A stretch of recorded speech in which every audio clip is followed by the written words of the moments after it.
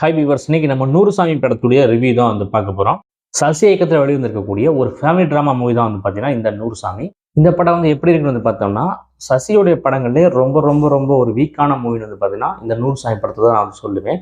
ரொம்ப வீக்கான ரைட்டிங் வந்து பார்த்தீங்கன்னா இந்த நூறுசாமி படம் தான். ரொம்ப ரொம்ப ரொம்ப ஒரு பிலோ அவரேஜான மூவி தான் வந்து பார்த்தீங்கன்னா அந்த நூறுசாமி. ஏன்னா அப்படி தான் பார்த்தீங்கன்னா இந்த படம் வந்து இருக்குது. எல்லாருமே வந்து பார்த்தீங்கன்னா படம் வந்து அப்படி இருக்குது இப்படி இருக்கு ரொம்ப வந்து பார்த்தீங்கன்னா ஹைப் வந்து பண்ணாங்க.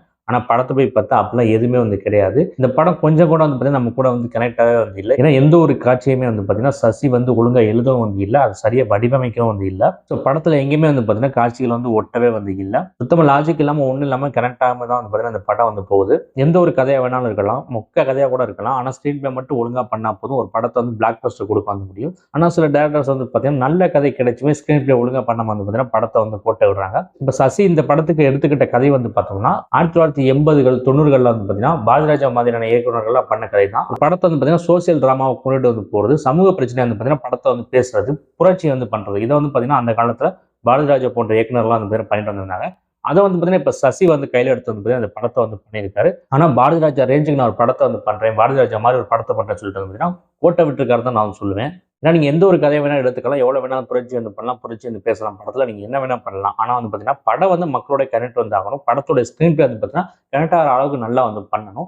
ஆனால் இந்த படத்தை வந்து பார்த்தீங்கன்னா எதுவுமே வந்து பார்த்தீங்கன்னா சம்மந்தமே இல்லாமல் வந்து இருக்கு. படத்தில் 1-2 டைலாக்ஸ் வந்து நல்லா இருக்கு, மற்றபடி வந்து பார்த்தீங்கன்னா படம் வந்து சுத்தமாக வந்து நல்லா வந்து இல்லை. படத்துடைய ஃபர்ஸ்ட் ஹாஃப் வந்து பார்த்தீங்கன்னா ரொம்ப ஸ்லோவாக லேகாக தான் வந்து போகுது. செகண்ட் ஹாஃப் நல்லா இருக்கான்னு பார்த்தோம்னா செகண்ட் ஹாஃப் அப்படி தான் வந்து போகுது. எந்த இடத்துல வந்து பார்த்தீங்கன்னா இந்த படம் நம்மளை வந்து சுவாரஸ்யப்படுத்தவே வந்து இல்லை. சுத்தமாக வந்து பார்த்தீங்கன்னா எங்கேஜிங் ஃபேக்டர்னு ஒன்று இந்த படத்தில் இல்லவே வந்து இல்லை. விஜய் ஆண்டனி வந்து பார்த்தீங்கன்னா போஸ்டர் எல்லாத்துலயும் வந்து போட்டுருந்தாங்க. ஆனால் விஜய் ஆண்டனி வந்து பார்த்தீங்கன்னா ஒரு கேமியோ ரோல் தான் வந்து பண்ணியிருக்காரு. கடைசி ஒரு 20 நிமிஷம் தான் வந்து பார்த்தீங்கன்னா விஜய் ஆண்டனி வந்து வராரு. பெர்ஃபார்மன்ஸை பொறுத்த வரைக்கும் ஸ்வசிகா வந்து நல்லாவே வந்து பண்ணியிருக்காங்க. அவங்க பசங்களை 2 பேர் நடிச்சிருக்காங்க. அவங்களாம் வந்து ஒழுங்கான பெர்ஃபார்மன்ஸ் வந்து கொடுக்கவே வந்து இல்லை. ஸ்வசிகாவை தவிர வேறு யாருமே வந்து பார்த்தீங்கன்னா இந்த படத்தை வந்து பெருசாக பெர்ஃபார்மன்ஸ் சரியாக வந்து பண்ணலை. வில்லன்லாம் வந்து சுத்தமாக ஸ்ட்ராங்கே வந்து இல்லை. பேருக்கு ஒரு வில்லன் வந்து பார்த்தீங்கன்னா கமர்ஷியலுக்காண்டி இந்த படத்தை வந்து சேர்த்துருக்காங்க. இது ஒரு உண்மையை சம்பவம்னு சொல்லிட்டாரு. அதுக்கேற்ற மாதிரி கொஞ்சம் ரியாலிட்டியாக படுத்தப்பட்டிருக்கலாம். ஆனால் கமர்ஷியல் எலிமெண்ட் கடைசியாக சேர்க்கிறேன்னு சொல்லிட்டு வந்து பார்த்தீங்கன்னா படத்தை டோட்டலாக வந்து பார்த்தீங்கன்னா கவுத்திருக்காரு. படத்தில் ரசிக்க முடியாத பார்த்தீங்கன்னா எதுவுமே வந்து இல்லை. பாடலாக இருக்கட்டும், பின்னணி இசையாக இருக்கட்டும், ஆவரேஜ் தான் வந்து இருந்துச்சு. சினிமாட்டோகிராஃபி மட்டும் வந்து நல்லா வந்து பண்ணியிருக்காங்க. டெக்னிக்கலாக படம் ஓகே தான் இருக்குது. ஆனால் வந்து ரைட்டிங் வந்து பார்த்தீங்கன்னா படம் வந்து கவுந்துருச்சு.